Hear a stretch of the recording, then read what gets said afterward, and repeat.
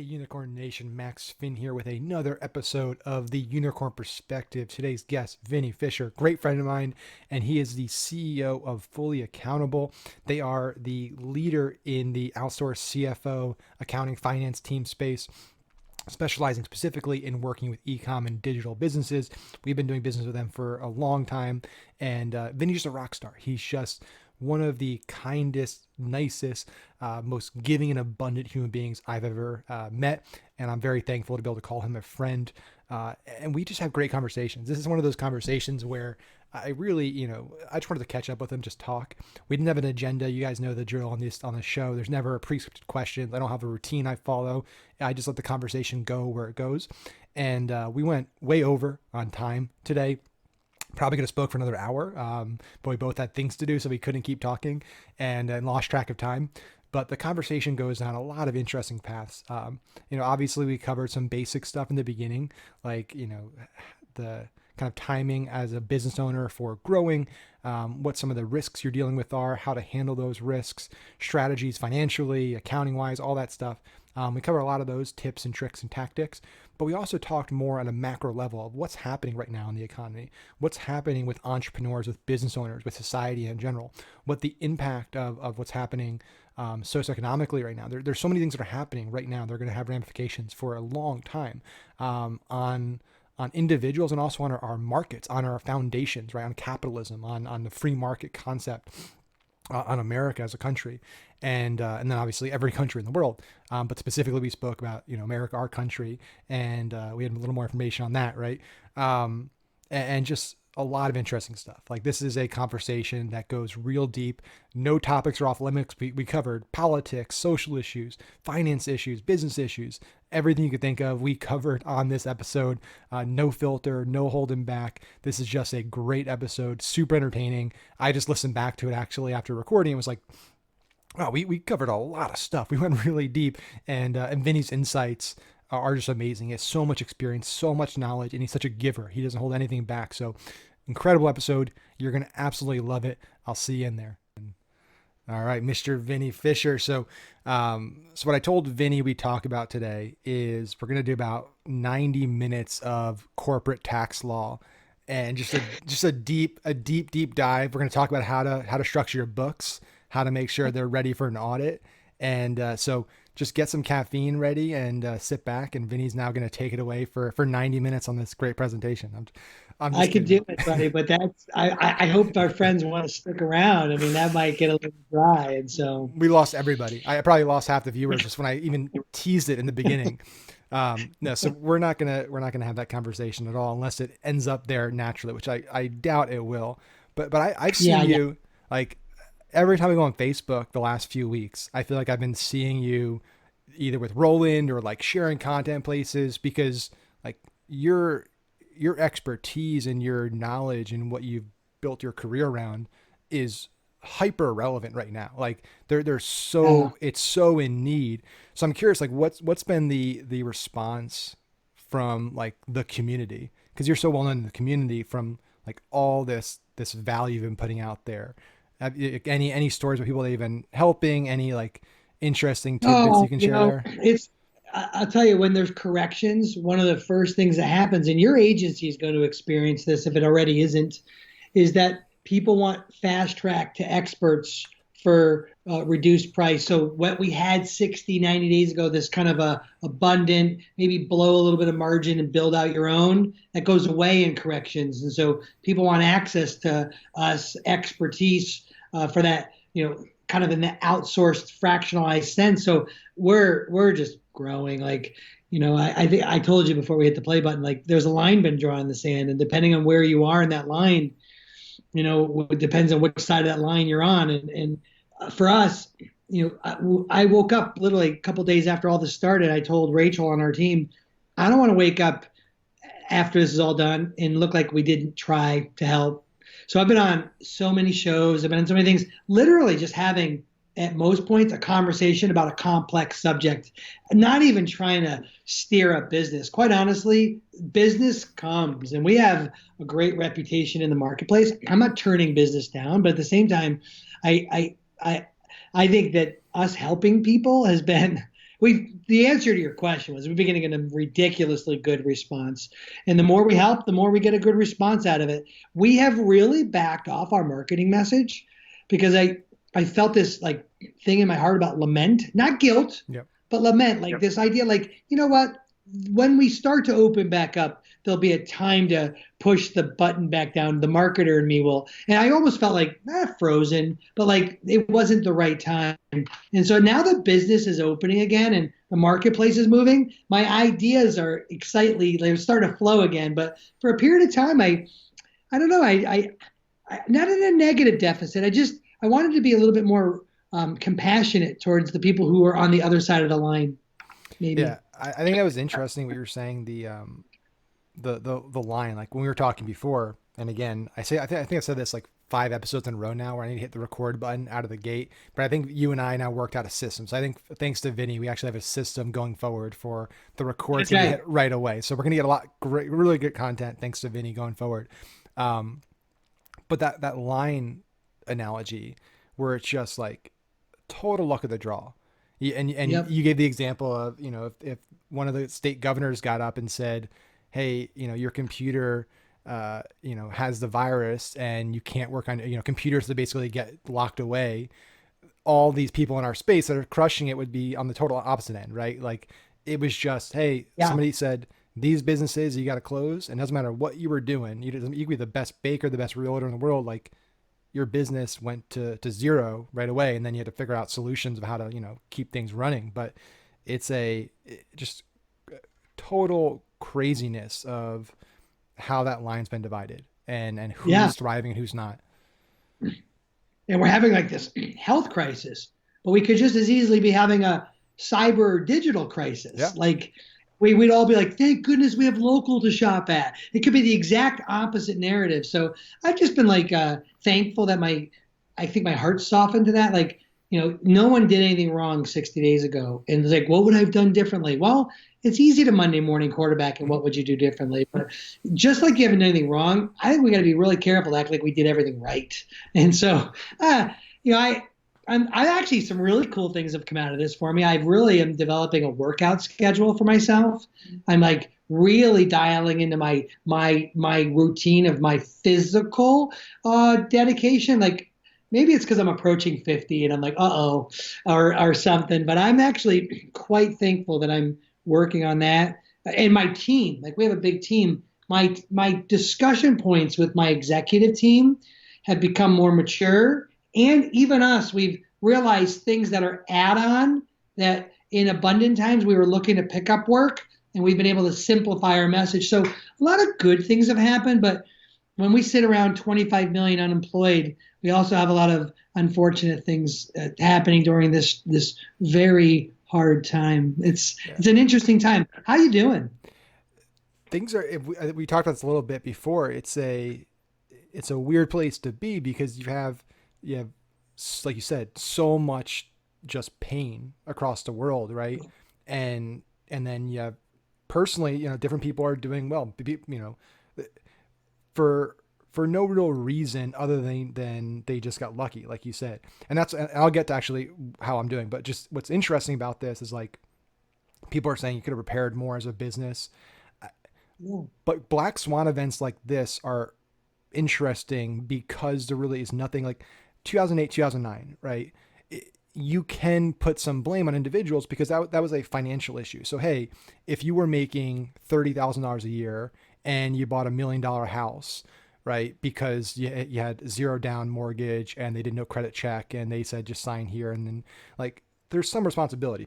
There's individuals across the board from consumers to the banks and everybody made mistakes and did things that led to consequences. So you can look back at that and say, hey, you shouldn't have done this, right? If you did this differently, if you saved more cash, if you probably would have been in a better position. But something like this, it's like, you can't, it's not a financial issue. It's like the Fed can't fix it. Like you can't fix a virus with 0% interest rates, right? You can keep things afloat for a long time. And a health crisis, a pandemic, and then layer on top of it the response all of those things are new in our world, right? So like I like your black swan kind of analogy. It's really actually quite good. I like that a lot. It's funny. I've really recognized that right now, like for me, like spending time in prayer and meditation is very important to me. And one of the things that's happening right now, and I think it's incumbent upon leaders like you and I who have this privilege and burden to lead a lot, and people look and recognize and look to us. I feel like there's this um, position of encouragement where like perseverance, steadfastness, endurance, like a message of hope is where it leads to. Like there are two camps right now. You are either completely hunkered down and very afraid, or you're the extreme opposite and you're absolutely very annoyed. Yep. And that might even be a harsher word than that. And somewhere in the middle is this idea of what's in the middle. And I don't know, like I think like as leaders, like we need to help. There are a lot of people who are just, the reality is true. There's a lot of sheep and not a lot of shepherds. And I'm hoping that a message of hope, and also not more panic, comes out of this. I'm afraid a little bit for some of the disunity that's going on. I think we as leaders can do a lot to not perpetrate a bunch of that. But I am excited about just the people that are in my life, like you, that are just like, at the end of the day, when you boil down certain parts of it, I'm just super thankful to have like kind people in my life, and we're going to be asked a lot to do a lot, right? Like my team, we have a big team. They kind of draft off how grandpa's acting. And if grandpa's kind of freaked out, they're going to be freaked out. And my kids they're not looking at mama, they're looking at dad. They're like, how's dad acting through all this? And, our businesses are doing great. Like that's not the right signal. But what's interesting is, what do you do with when you're suffering? What happens? Because we're all at levels of it. Like I don't want my 30% of the local businesses to close. I don't want the stores that I like going to no longer be there. Like, what do I do with that? And I don't know. I think what's on my heart now is this idea of like, how do we put a smile on our face, even though there's a real, like Viktor Frankl wrote a book, A Man's Search for Meaning. He said, be careful of optimism, like avoiding the pain. His advice was embrace it. Know that it's there. It's a real thing. And how do you remain positive in light of the suffering, not acting as if the suffering doesn't exist? And I'm real thankful for that, because I think it's like, embrace that we're in this, and like, what are we going to do to endure through it?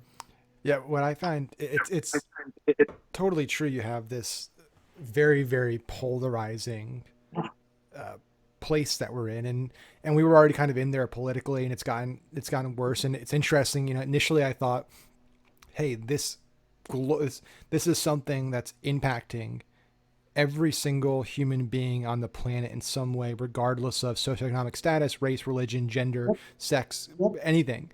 And at first you think, hey, that could bring, it's a unifying enemy, right? It's kind of like when 9/11 happened. Like nobody, it doesn't matter the Republican, Democrat, we were attacked, we're America, we're going to respond. And you thought that might happen. And I think it did. And initially everyone kind of agreed to quarantine, and then you started splitting. And I think a lot of it has to do with technology, of social media, where you're in this feedback loop where you can start a little different in viewpoints, but then the news you're getting, the content you're getting is delivered more and more to what you already are saying. And so you're getting further and further and further. What I find most interesting though is the difference between entrepreneurs and most other people. And I think what's interesting there is entrepreneurs are used to a high level of risk, uncertainty, and failure. And so for me, for example, like I spent pretty much my entire 20s, so almost a decade, living hand to mouth. Like I never had a 9-to-5 job. I always wrote my own paycheck. My first startup failed, and I lived month to month, and moved with Larissa, and like we didn't know how we were going to pay certain things every month. Every month was like, how can I make enough to pay rent and pay basic things? And if you live like that for a long time, it takes a lot to really freak you out. It takes a lot to say like, listen, I did this for years. I can go back to do it, right? I know I can survive. I know I did that for day, week, month, years, and I'm still here. Like time goes on, you figure out there's a will, there's a way. But if you never had that, like if you spent, let's say out of college, you got a 9 to 5 job at a investment bank, or you went and worked just a regular 9 to 5 job at some, customer service job, and you had a paycheck every 2 weeks, and you got your weekends off and your holidays, and you did that for 20 years, like, and all of a sudden you're unemployed. That's a huge shock. Your entire life has been very structured, organized, and stable, and now it's incredibly unstable, and you're not used to that. And I think that's where you're seeing a lot of differences as well, as people that are used to risk, uncertainty, and then people that are just not. And the people that are not, they're getting really, really hit really badly right now. Yeah, and boy, it's delicate, right? Yeah. It's amazing how many things we don't control. As an entrepreneur, like I think another thing I thought you were going to dive into is we're kind of used to the idea of single points of failure. Like those are like things that happen to us. Like I read a really good book. It's Phil Knight's Shoe Dog, and he talked about the idea of what it finally hit him that one day he woke up and he had the privilege to solve the new problem in the business. Like he saw it as he was trying to always get rid of problems. I think he was bothered that he had more problems. And one day when it kicked on that as a businessman, his best part of the business is that he has the right to solve those problems. It's like, oh, that is so true. I remember I used to think like I would be so mad that things were breaking in the business. Like it's just the new next thing to fix. And Yep. I think entrepreneurs that like are in it, so to speak, to long haul it. It's funny. We hear words right now like pivot and things, and there are legit people who have to do something new. They have been straight up taken out, and I think our community has divided people into essential and non-essential, and I think we've offended each other, and there's going to be time where we're going to have to use some language to help each other come back off the cliff of that. But if we get rid of the drama of that for a second, and we just look at what are essential things we need in order to exist as a society, and what are the things we've added as luxuries that we enjoy, that's probably not very far off in what happened, right? And so if you do that, it's like, what's continued in my life with things being shut off? Okay, I don't love that I've called that essential or non-essential, but it's probably at its core got some truth to it. So what can I do with that to change what I'm doing for, think of all our real estate buddies who had to change their life. The difference between this and that is there were economic signs that was going to happen. This is your black swan, right? And so with that, it's a privilege to, I had a pastor say to me once, money is an accelerator. If your life's going well, it's going to accelerate you faster in that direction. If your life's not going well, it's going to accelerate you faster in that direction. And I actually look at this Black Swan event, it's my new thing, by the way, Max, as an accelerant. I think family, if they had things working, having this time forced on them has accelerated some of that in their family. If they already had some big struggles, then they have really accelerated into destruction. And my heart breaks for that. But I'll tell you this, one awesome thing is I've been able to simplify our message for one of our companies. And it's like, holy cow, there were a few things that were extra and noisy.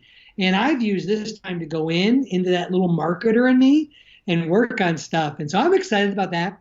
Like in all of this, I actually, I have to find little wins along the way, because if I listen to too much of the noise, I get caught up in I get disappointed about like which position I take in it, and I find myself angry, and I gotta, that guy needs to go take a walk or a nap, and then maybe or put the remote down. You can't do it. I mean, it's every news story from every media company in every medium is coronavirus. It's 24/7. It's all day, every day. It's all we're hearing is this just terrible, terrible news. And it's hard. Like if you have nothing to do, if you're not working now, like, and you're just consuming content because you're sitting around, like, It's hard to not, like you said, accelerate the negativity. What I will say for hope, right? Like think about a positive thing is I love I'm a big like history buff. I love history. I like World War II, different periods of history, and if you read about these periods of time, right? You look at World War II, you look at what happened, just the loss of life. You look at the Black Plague, bubonic plague, Black Death that happened in medieval times, right? That happened right before in China. Like before it hit Europe, it wiped out between that and Civil War about half the population of China, like half the population. And then, the bubonic plague was about, a third of the population. Spanish flu killed so many people.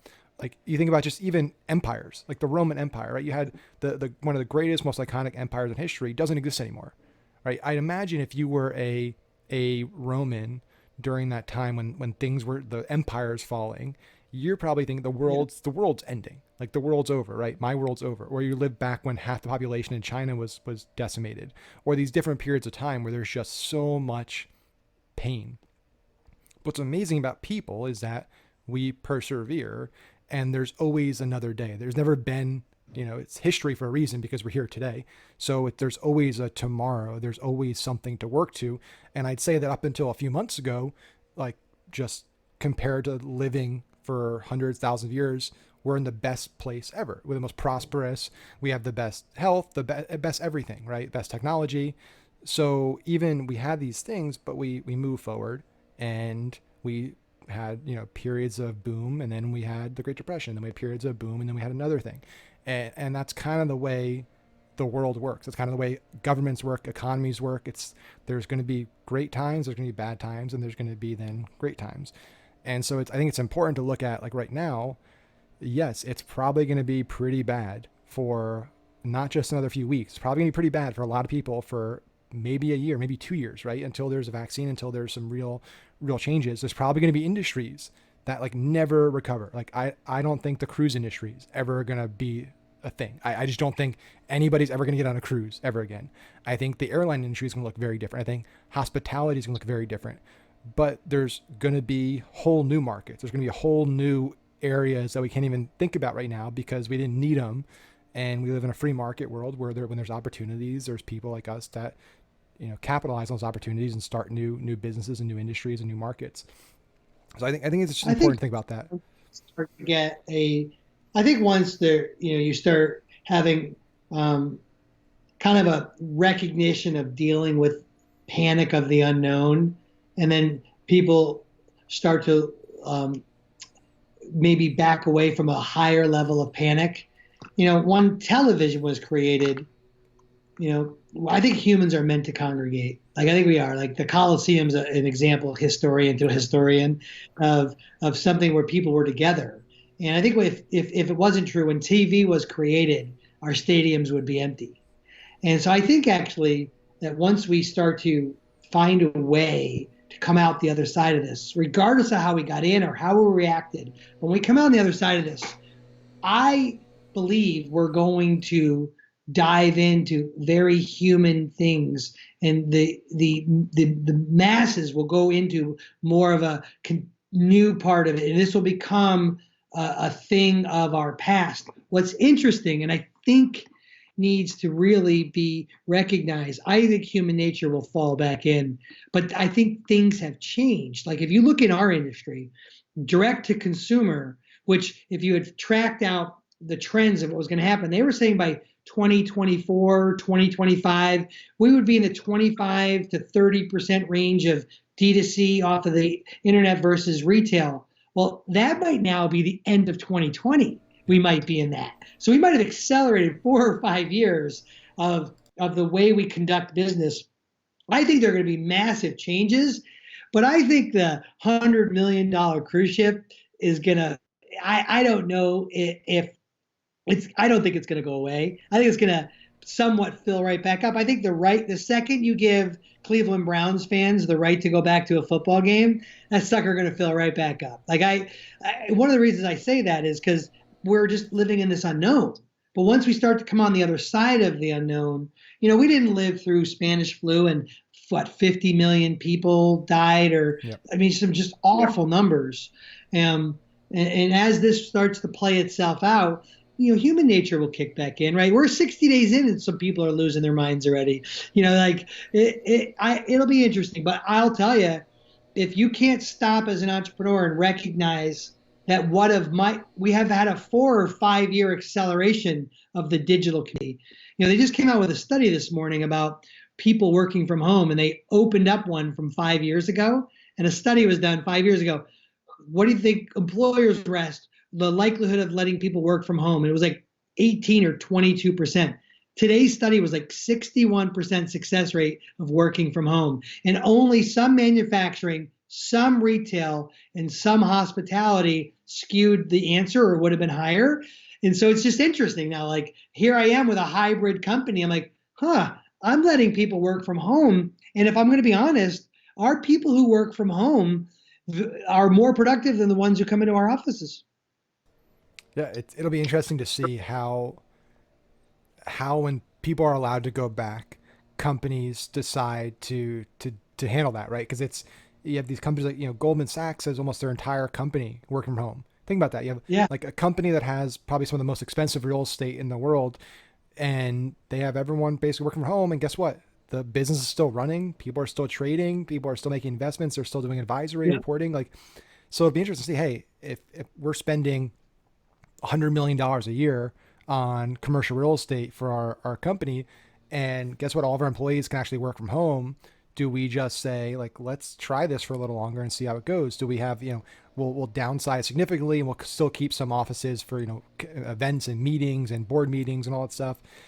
That's going to be fascinating. Like, I'm fascinated to see 3 years from now to 5 years from now, how certain industries have changed, because you said there's such an acceleration of certain trends that they were going to happen inevitably, but they were going to take another decade or another 20 years. But basically, just out of necessity, they've all sped up dramatically. You have, delivery of groceries and food. Almost everyone's doing that now. You have e-commerce. Almost everyone's doing that now. You have work from home. Almost everyone's doing that from now. You have a cut down of people driving. It's crazy. Our e-commerce clients are up. Now, we had an e-commerce client in luggage. He is probably going out of business. He had bought inventory, cycled it wrong, feel awful for what's happening there. But in every other category, it seems like direct to consumer is just up. And people are saying like, oh, do you think this is like our fourth quarter? Is this replacing Black Friday? I'm like, no. If anything, what we should see is this might be equivalent to tax refund, meaning we have a good second quarter in D2C because people have a little bit more money coming from government stuff. But I think we're going to have a really ridiculous fourth quarter because now people like some of my neighbors who are like, oh, wow, they do ship it to my house. It's the same thing, who never would have thought of doing that before. I think you're going to have bigger events at the end of the year if some of the signs of our economy show growth. I think it would be very short-sighted for our clients. You and I have a lot of mutual clients, and if they weren't thinking about doubling down in the fourth quarter, I think they're going to miss a big opportunity. I agree. I think you're still going to see really low ad costs. I think that's one of the things people keep saying is like, well, now things are opening, ad costs are going to start going up again. I don't see it. I mean, the CPMs we're paying are lower than I've ever seen in my life. And all we're seeing now is actually click-through rates starting to go up, which is great because they dropped dramatically as well as people weren't buying anything. But I think you look at like Adweek came out with a report saying you have a lot of big companies, they plan their media buys out for the year, right? So like they're not able to be nimble like us. Like I can decide tomorrow I want to spend $10,000 and I can do it, or I want to say I want to spend $0 tomorrow. If you're a big Fortune 1000, you can't decide, hey, listen, like we're going to cut our budget 33% and then decide a month from now we're actually going to now put it back in. So you have a massive reduction. You have a massive reduction in media buying. You have a lot of the industries that usually drive high ad costs across the year, like entertainment. So all the big movie studios, advertising, the auto dealers, auto manufacturers, sports, like they're all on pause for a while. They're not going to be till a later phase. And then you still have the small businesses, the brick and mortars that spend money, like they're not spending money. They're just trying to get their doors back open and get some money coming in. So it's really going to be just this kind of e-com group that's going to continue. I believe, at least that's what I'm seeing, driving any ad spend. I totally agree with that. I mean, like, people are like seeing the cancellation of events and summer stuff. And they're like, oh my gosh, we're going to have another wave. There's some economics involved. Like if there's still people who might not show up to things, you may be better off canceling your event and foregoing your profit than you are running an event and taking such a beating that you might go bankrupt. Yep. But people, they don't know events, they don't understand people flow, so they'll think, oh my gosh, they're canceling that because of our health crisis. Well, it could be an economic realization that like maybe we got some time before we come out of this. And so because of that, you're watching people make decisions on the fall and late fall and even winter decisions that you're like, wow, that seems kind of early. But if you understand the economics of it, they're required to start making some of these decisions. And so because those shoes are dropping, I couldn't agree more that like the some of the burned budget commitments and other things, I think there are men and women who are sitting around on virtual boardrooms having discussions about extra people they may or may not need on their team now because things are still working and things. And I think there's a round of, I think when the bigger corporate piece kicks in, there's going to be another round of because of the requirement and necessity for innovation. I think there's going to be another layering, almost Henry Ford style, of looking at some management and clearing out a layer of management. I think as we mature and restaurants turn on and some of our service work goes back, I think there's going to be a level of management that might be getting taken out. Yeah, that's an interesting thought, especially because if you have the acceleration of innovation, like you talked about, certain plans, hey, we maybe didn't need this person in 5 years, but now because of what's happened, this person's not really relevant anymore, but we're going to make 5 more years out of them. And so that speeding up of technology and adopting that, it's definitely going to cause some higher management and kind of higher skilled labor to get removed from the workforce, and they'll have to learn new skills and adapt just like anybody else does. Do you remember when they came out with the first driverless car, and then all of our futurist buddies were like, we're not going to have parking garages anymore, and we're not going to. Well, take some of that out and put a bigger perspective on what's happened because of virtualization and work from home. There are real categories. Like I'm not prepared to say that group events are gone or that we're not going to have cruises. It might be a little early to predict human nature on some of that, but I think if we really are looking honestly at certain things, that with the delivery of food and certain other elements, that you probably can make some honest predictions about maybe whether or not corporate office space is going to be the same as it used to be just 3 months ago. Like that's a fair thing to criticize. Like we're saying we just bought a corporate building with multiple tenants at the end of last year. And thankfully they're smaller ones and they're all fine and thank goodness. But we were going to build out a little bit more of an elaborate corporate office. Well, during this time, my other two partners and I were like, maybe we would design it a little differently. Maybe we'll think differently about it now. I actually think as a category, that's a real thing to be thinking about. I think outsourcing certain sectors, like I'm thinking more ever than doing business with you as an agency than I am about building my agency components. Like that's a real thing that got changed as a result of this. So there are definite categories that people should not sleep on that are going to change. And I think there's other ones that's a little early for me, at least, to make some big predictions on. Like people are like, the handshake is gone. I'm like, I'm not sure I'm ready to say the handshake's gone. I That's don't a bold know. one. I just personally think, because I've been on one cruise in my life and it was the worst thing ever. So that's more so. I thought the cruise industry was like a terrible industry before this happened. So that's my predictions more so based on just that and I combining wonder it. But if airlines are in trouble. yeah, that was my next question for you. So we're in sync. Was like, what are your thoughts on how we're handling as a government? Because really the only thing that the government can do right now from an economic perspective is just pump cash into the economy, Yeah.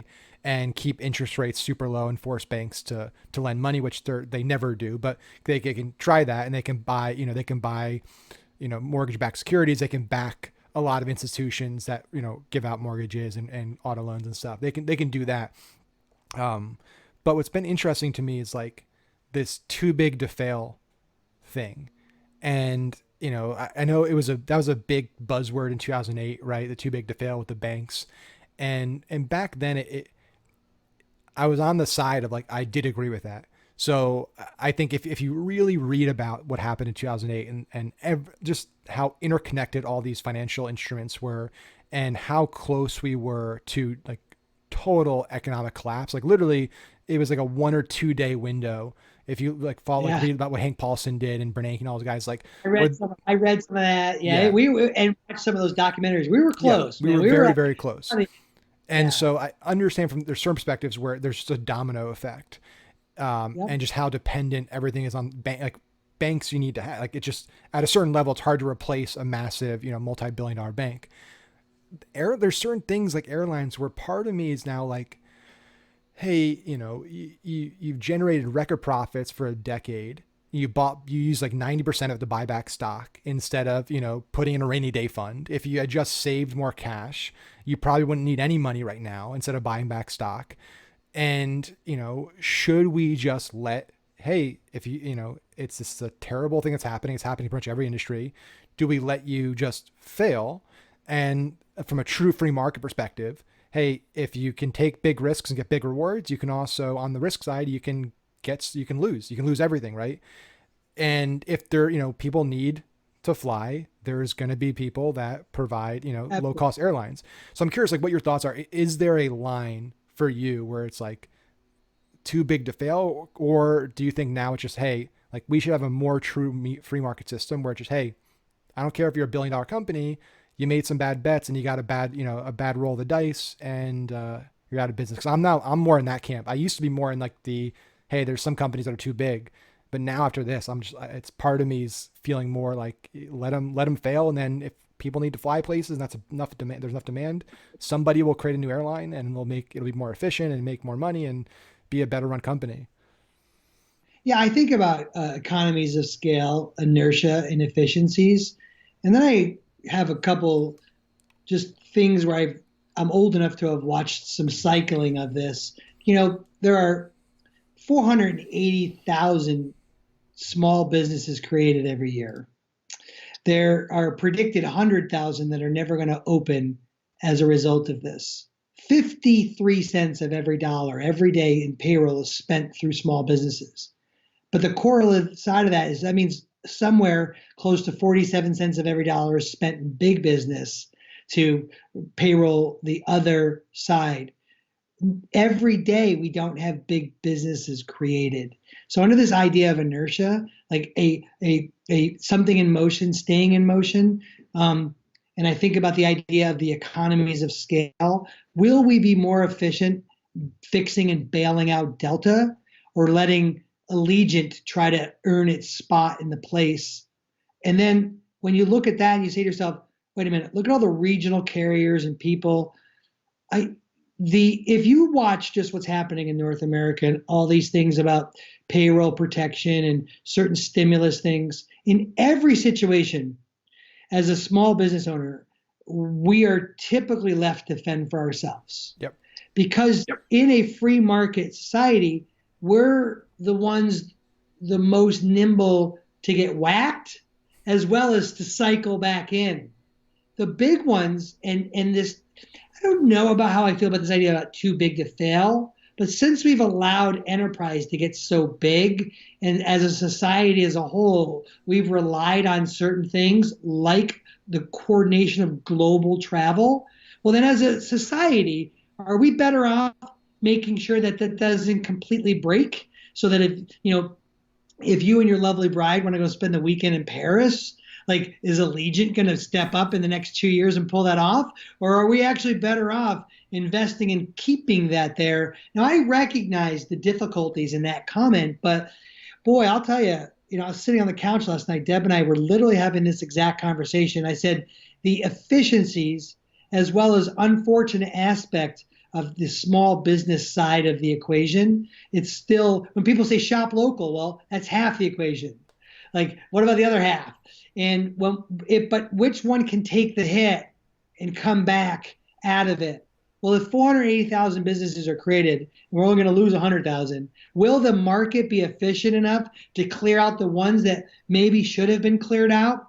Again, they didn't do anything wrong, but if they couldn't withstand a 60-day hit, should they have been cleared out to make room for the new entrepreneurs that are going to come in? I'm not trying to upset anybody by that comment, but if you just look at economic theories, which one's going to respond and be more efficient? You go take Delta out. Well, I might not be able to fly to Heathrow Airport for 2 years. Like, so does that actually win? Like now all of a sudden, like I don't get to Austin. Like, okay, that's cool. And I get it, right? And so I don't love the idea of a government owning a big business. Like that just kind of runs afoul of free market. And we start looking like these European countries that are democratic in name and maybe a little bit more socialistic in structure. Are we heading there if we bail these things out? Well, you can be as mature as you want about it, but I think we're going to be trading liberty for comfort along the way here. And I think some of those things are going to happen. But boy, I wonder, would I think it'd be great if Chase Bank got taken out? Man, a lot of money flows through that big thing. Is it going to be good for all of us if the credit markets tighten because Chase was taken out? Probably not. But if the little mom and pop bank doesn't make it, will 3 more pop up and most of society won't be disrupted for it? Well, as an economic guy who looks at history and recognizes it, I think there's a delicate balance between because we built so much into the big stuff and allowed it to be half of our society, we have a bigger burden to recognize that when those fall, the repercussions are far greater than if you and I in our business closed and 3 others sprouted up in its place. Yeah, it's a really interesting like discussion point because there's not a great answer, right? It's kind of what's the better of the worst answers. I guess You want cancer or do you want diabetes? Do you want cancer or do you want to have a heart attack? Like what? Yeah, and then it's I think the other thing is just, well, do they actually if and I love Delta as an airline, so it's just I'm not gonna pick it. Let's say if American, like if they have to declare bankruptcy instead of taking the loan, well, they don't technically, you're not going to wipe out their infrastructure per se. It's going to wipe out a lot of the equity holders and a lot of the the people that hold the debt. But the actual employees usually don't do terribly necessarily.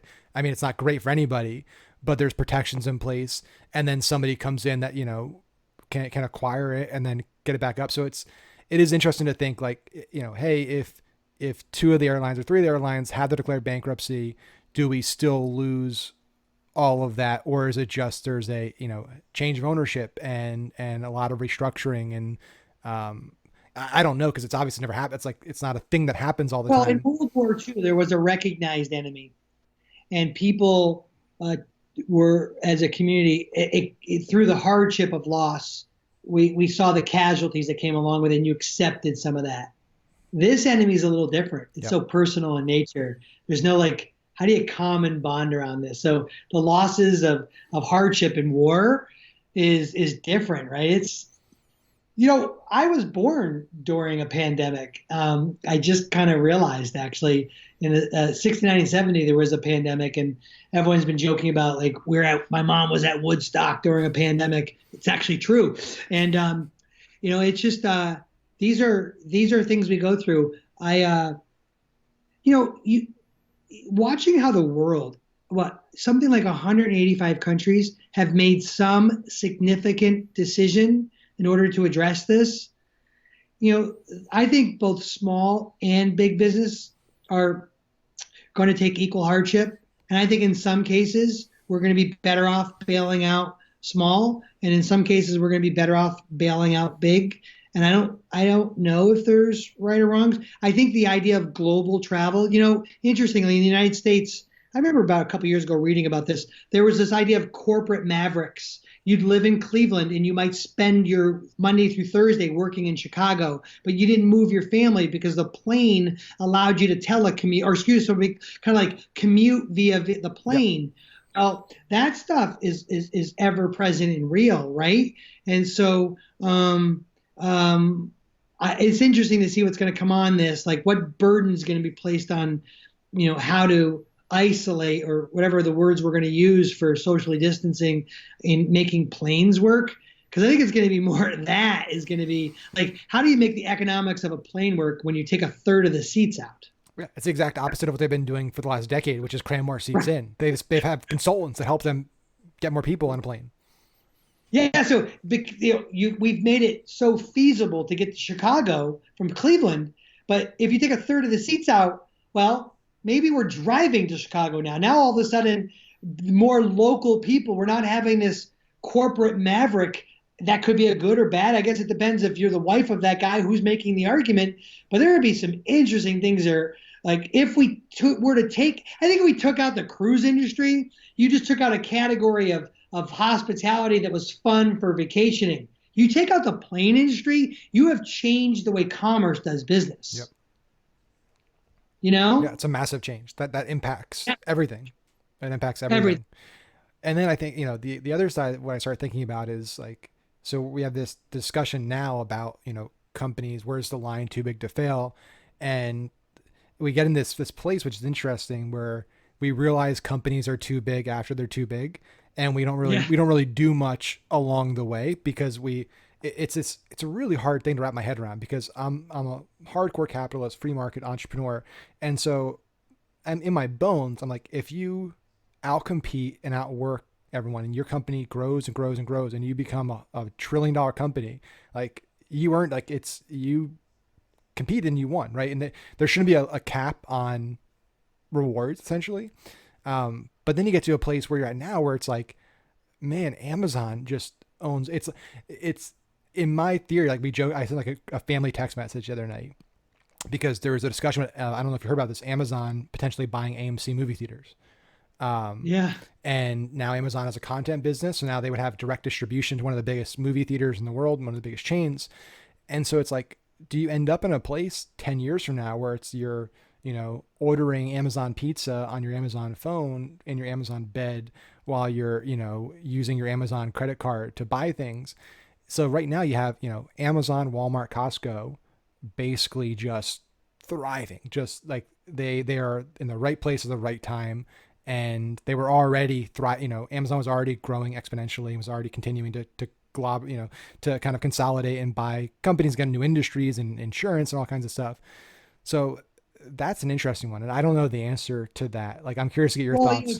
If you travel, so like if you go to most other places in the world that have at least some type of first world presence to them, you go to Germany. We were just there in the fall of last year, and little things are like lots of little businesses. Like you go to a Daimler Chrysler supermarket.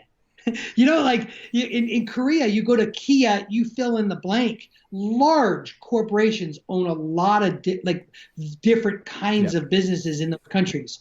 And so when you and I, as true free market guys, like I am one, like, so all of a sudden, if it got too big, like all of a sudden, which one do I want? Do I want regulation and control and restraint of trade so that businesses can only get to a certain point? Now all of a sudden, am I seeing free market all the way through, or I only like free market up to a certain point? It's a very hard dilemma. I'm very torn at my fundamental level of who I am, because in like who I am, I'm just like, there shouldn't even be a discussion. It shouldn't even be like on the table. It's like, hey, if they just keep competing and doing things right, like they're going to keep winning and they're going to get bigger and bigger and bigger. And then there's just part of me where it's like, now we're starting to get into like Elon Musk talking about his Neuralink on Joe Rogan being ready in a few years to test. And you're going to have, a chip implanted and somebody's going to own that. Be able to, like, there's all this stuff. And then you have, companies that control information, which like, I don't necessarily have a problem with people owning every, product company, but like when you get into the information business, now it's like, if there's a single company run by a single person who controls how you consume all the information you want, like there's these paths that I haven't never like used to consider, that I'm seeing the repercussions of what happens when single private companies control such massive amounts of influence. And that's the bigger thing. I think it's influence, not so much like market share. Like I don't really care. Like back in the day when Microsoft, lost a lawsuit and like because they had too much market share in the PC, like I could have given a crap if Microsoft kept 99% of it. Like hardware and PCs, who cares? Like, but when you're talking about like the news we read and the information we see and who we see it from and the ability for these companies to say you're not going to see this content because we don't think it's right, that starts to get down a path where there's like a human element of me where like overrides the business side of me, and it's a weird place to be. Isn't it hilarious? It's hilarious that as a historian, like how we repeat, our history. Like in the 30s and 40s, there was a dictator who really used propaganda to Yep. move his machine, as we all know. But on the backside of that awful war, in Europe, people traded liberty and government structure for safety and comfort. And they were willing to trade a whole bunch of things. And so the news outlet became very streamlined. There is only, the filtering of the way news comes through is very positioned. Our country, in the 50s, when my parents were kids, when your grandparents were, in their adults phase, and your parents were young, like all this communism fight, like you watch what happens when something goes to full government control. And then you say to yourself, well, haven't you seen that story play out? Then when we get to dictators, the people rise and they've had enough. And everyone's like, yeah, but that's not going to happen to us. It's like this repeat of history. Like we're in the middle of the movie watching it happen again. And you're like, holy cow, you started out with why an empire fell. Well, that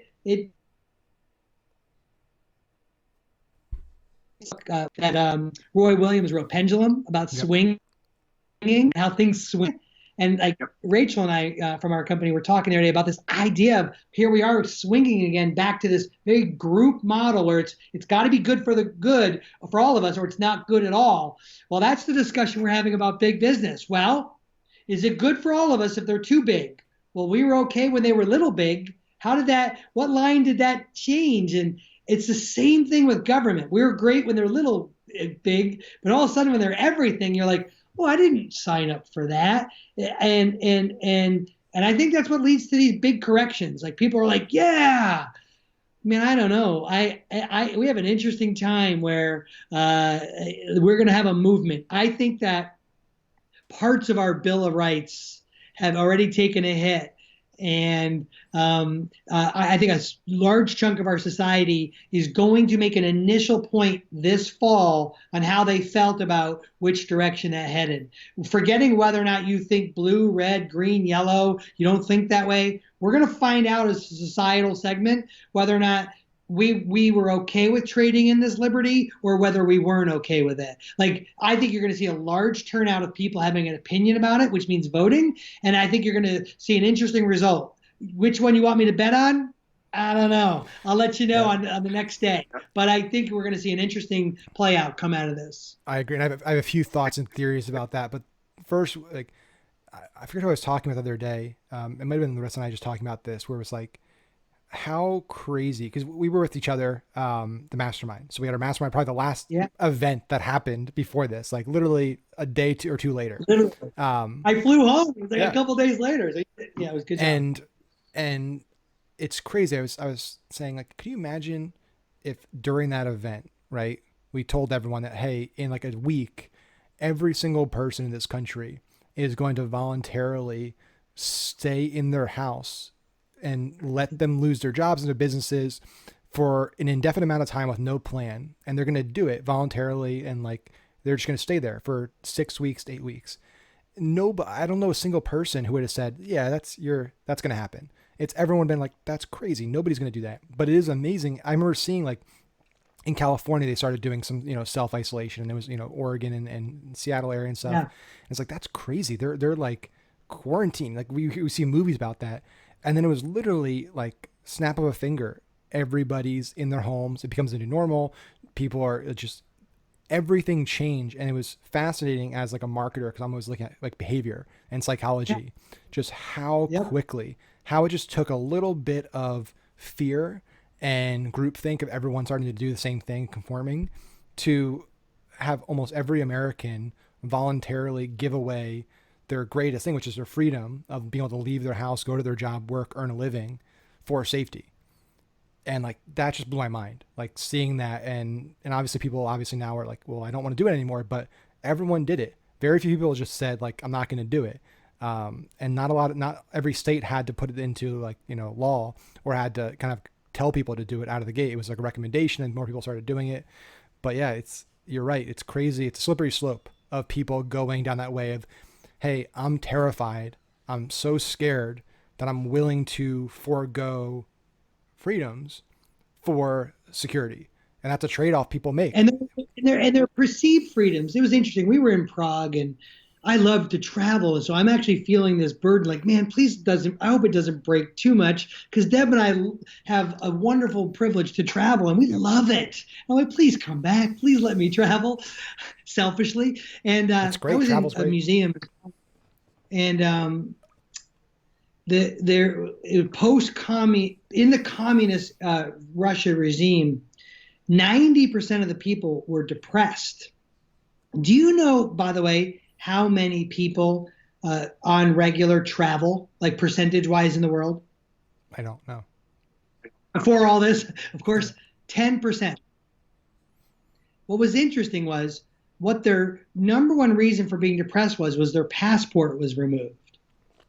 Freedom. But actually, only 1 out of every 10 people traveled. So it was the perceived idea of it that was more important. So if you take that logic through and you look at the average person, they don't really think of freedom in the way of those things in nature. So they're happy to trade something that's not personal in nature to them. Now, you make it personal in nature to them, and they're immediately upset that they've traded that in. Our grandparents would have lived through trading freedoms for a battle and a war, and they didn't want some of that. And, as we've gotten more comfortable and the introduction of air conditioning and a wonderfully abundant North American lifestyle, I think people are trading what looks like things that are intangible freedoms because they want to keep their peace and their comfort and their relative way of life. I remember when we were younger, they added the seatbelt law, and people were like, you can't make me wear a seatbelt. Well, on trade, it wasn't a very large restriction of our liberty to kind of click the belt. As a matter of fact, it had a logic to it. The idea that, you tell someone they can't travel from Ohio to Pennsylvania, we're going to start to find out, like when campers aren't allowed to go to Western PA from Ohio to go stick their RV, what is their general relationship to freedom then? Like, it's not personal enough to where people are like, yeah, come on, why don't we just let them make that decision? Do we really, this idea of like, whoa, as an American, we care too much about freedom. That's like the narrative, right? Mm-hmm. And like, it's that narrative versus this safety narrative. And if you track history of cultures, it is this exact same argument over and over. And then it's going to get to a certain point where, for me, you've traded God for government. And if that's what you've done, then you've looked for government for every answer in your life. Well, as a people, whether I like it or not, that's what we're going to get as a result, is this very controlled lack of liberty thing. Like, I don't need to be a sovereign man guy to watch how history's played out for people to say, like, that's the heart of man. If we go for safety and could you imagine one man or one woman has the right to make a decision for an entire state, and you don't even, like, whatever he or she decides, that's what you have to go along with? Like, who would have, if you told me that, I'm like, you're nuts. They're going to pitchfork and run them out of the building.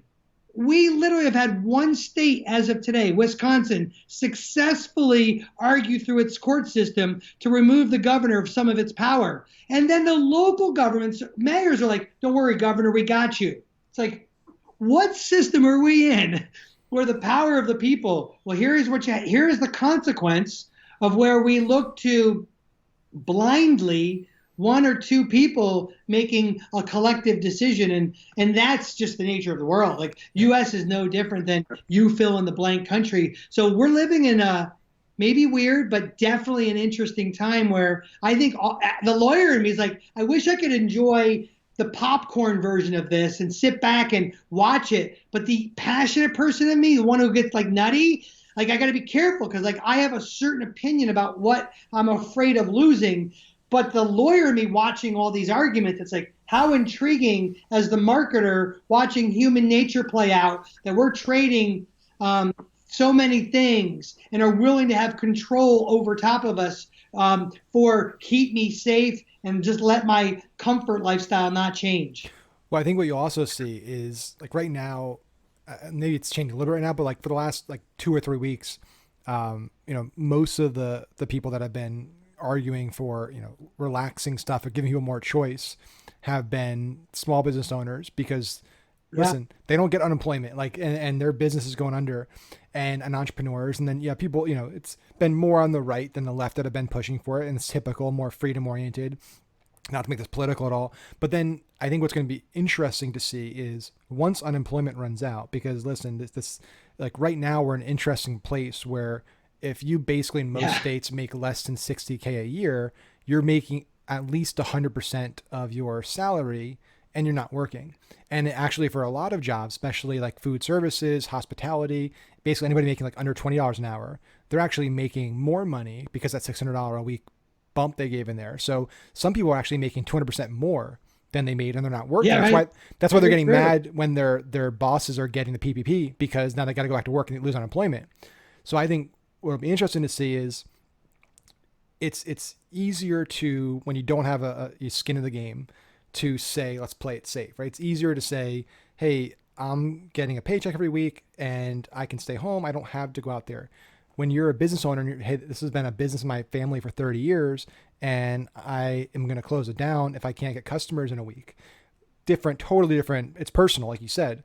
So it'll be interesting to see, hey, in like 3 months, I think that's when we hit the 6-month mark, and all these unemployed people who have been getting, up to 100% or maybe more of their paycheck, that goes to zero, what the sentiment is. That'll be really interesting to see how that changes when now now I'm making nothing and I need to go work because my rent's due, I got to pay for food, my kids need food. Like that's when people, I think, change, when it becomes personal and it's now survival. It's like your base needs kick in. Yeah, and it's personal on the other side. Like while I may not have any direct people in my life who've been impacted by this plague, there are people in at least 6 degrees of my life who have lost unhealthy people to this. I don't know any healthy people who have been lost to this, but there are unhealthy people who have been lost to this, and that's a real thing. And my son was researching the riskiest ways to die, and this current health issue is the 49th riskiest way to currently die. And we are, banks do this all the time. Banks will look at risk and evaluate underwriting something. In the credit card industry, people are always like, why are you holding a reserve? Why can't like in our world, people are always like, well, banks are underwriting risk. They're like, do you have the liquidity to cover your own problem? Well, we in risk analysis, in what's going on right now, it's really interesting to see how that's not being necessarily applied with any kind of consistency where you can grab onto it and it's so hard, right? Like there is no real answer. Like I can socially congregate at Sam's Club, but I'm not able to go to my national park. Now, forgetting all the drama aside, like where's the risk allocation that like allows me to be able to understand the difference between those two things? I can go to we don't have weed here, but I can go to my local alcohol store, bring home alcohol. But there's so many things I'm not allowed to do. And I love what you said, man. Would we imagine 60 days ago, a governor working through their state health professional telling us to stay home, and we're all like, yes, sir. Yes, ma'am. Let us know in 2 months what you decide. Like, no I would have bet against you that never would have happened. So in order for now to me be like, this is what's going to happen, I got to be honest with you. We are living in a but if you look back in history, there are men like you and I, while we weren't on Skype, that were sitting around debating the mystery of this happening. This isn't the first time that the overrun of wrong allocated risk and fear has caused people to make decisions that otherwise would cause a whole group of people to maybe scratch their heads. And you've given one man and or woman so much power. How dare they overuse it or abuse it? Like that's never happened in the history of government. And so it's interesting. Well, it'll be interesting. I know we're over time here, so I'll let you go after this. But Yeah. like the looking apolitically at this, because I don't consider myself a Republican or a Democrat. I'm kind of just Yeah. down the middle. But what is interesting, looking at this from a pure strategist perspective, like as a marketer, just outsider looking in, the Democrats, if their primary goal is to beat Trump, right? That's their primary goal, and that's their big focus. Them pushing the stay home and the real fear angle could significantly backfire in November, right? So if you're on the right, you're being told most conservative governors are and our president are kind of telling people, hey, go out there, free choice and stuff.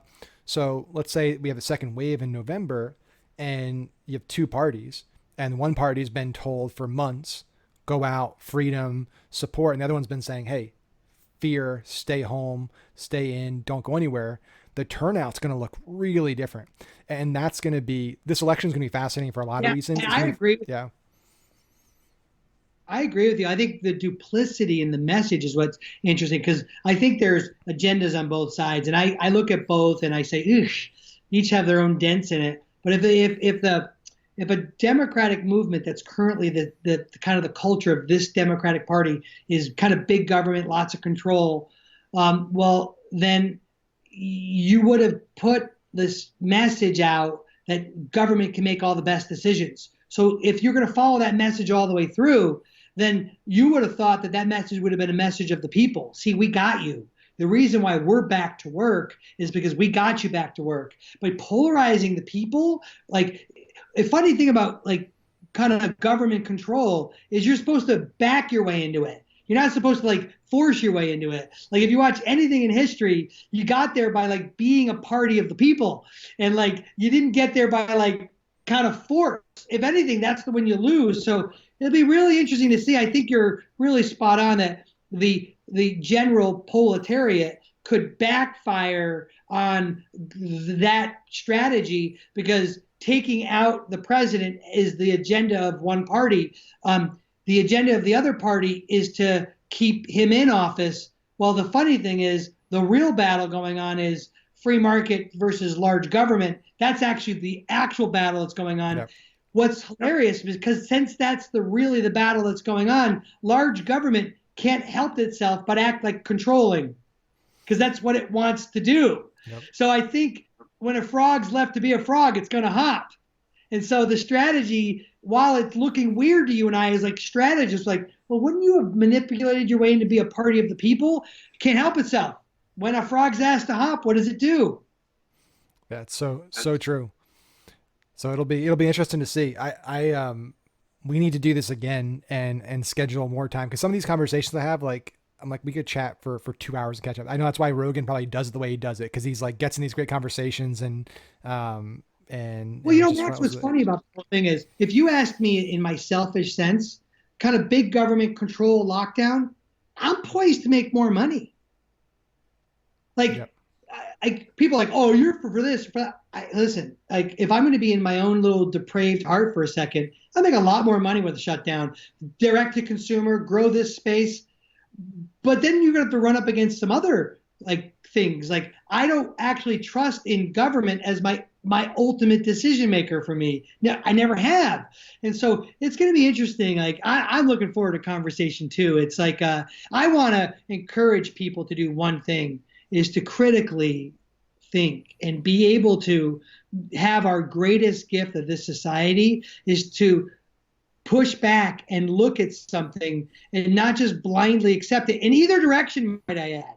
Like, push into it, have debate. We used to do things like argue and debate and assemble. Like, and I don't mean just together, but like, you can do that over Zoom. Like, it's okay if you and I differ in opinion. Can't we just work in that and actually allow someone to think bigger than what they thought before? That's, I'm afraid of the most, to be honest with you, groupthink.